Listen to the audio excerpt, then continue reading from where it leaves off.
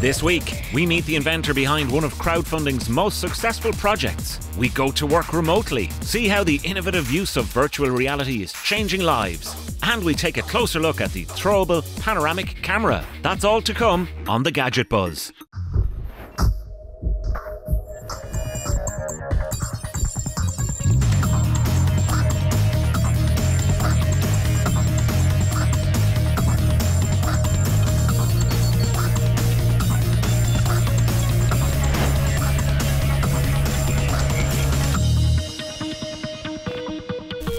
Welcome back to the Gadget Buzz. Coming up, virtual reality with a social conscience at UCD's SMARTlab and the Panono panoramic camera.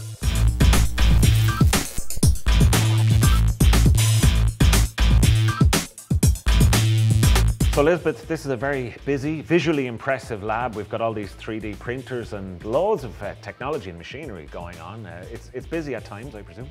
It gets very busy, not only here, but right around the world in the various SMARTlab sites. Okay, and SMARTlab, take us back. So it's the early 90s when this project began.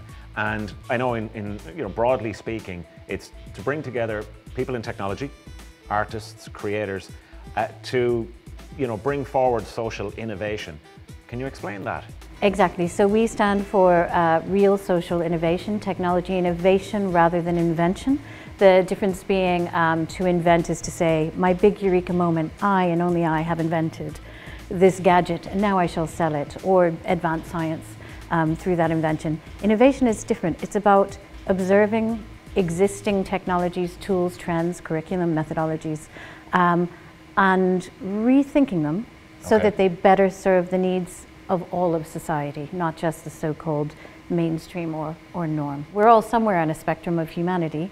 Some people on the so-called autistic spectrum, others elderly people with a need for maybe better prompts for memory or life enhancing assistive technologies, children in need of different, more variable and inclusive personalizable forms of learning tool, etc. There is something that has come from this project, howto.eu, for people with autism and with complex needs.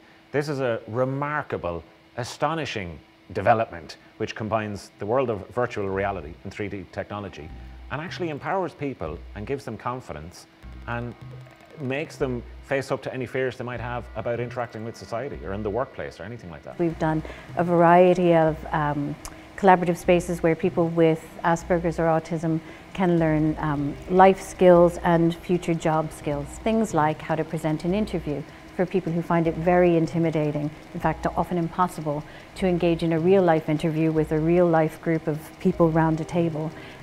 They can perform much better in a virtual world, but also learners of all kinds can often engage more fully in a virtual world to begin with. And the idea is not to use the virtual world instead of reality. Yeah, exactly. So it's the school, so to speak, and then you graduate from it. Exactly. To use that sort of metaphor. Virtual environments are like a sandbox. They're a space into which you can go in some kind of virtual form, representing yourself as in avatar form or in an abstract form. You can experience, try things out in a different way. Jackie Mori is a big name in VR. The godmother, you could say. I've just given her that title. But she is, though. You're working with her at the moment.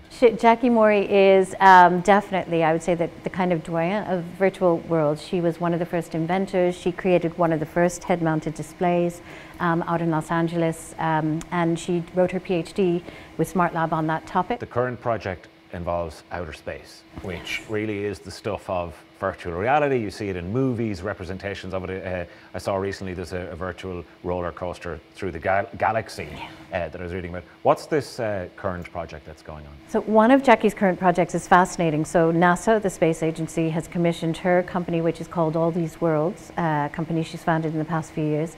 All These Worlds has created the virtual environment, not a game, but an environment where the astronauts on the space station, currently in space, or currently on the mountain, replicating what it will be for the astronauts to be in space, are syncing up with their families in the real world believe it's twice a day, whenever the satellite allows the sync point to happen. So these people who are teaching us what it will be like when we actually, if we actually well, you live said in when, space. and then you went to if, When, so if, you're a believer. when, if. Yes. Partly. Yeah.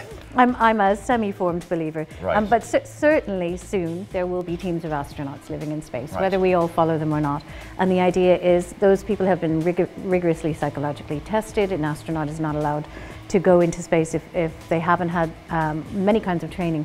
But what they've never looked at in detail, and what Jackie's program does, is allow the astronauts to reconnect with their families in a virtual environment, not just once or twice a day in a kind of Skype format saying, hello, what are you doing? Right. But more immersively, more intuitively, with more empathy, more emotional engagement. So at Thanksgiving this past November, all the astronauts and their families had a big shared Thanksgiving dinner, which in the American culture is enormous. It's a big deal. It's a very big deal, and where you reconnect with your sense of who you are in relation to the world. So what better place than a virtual world?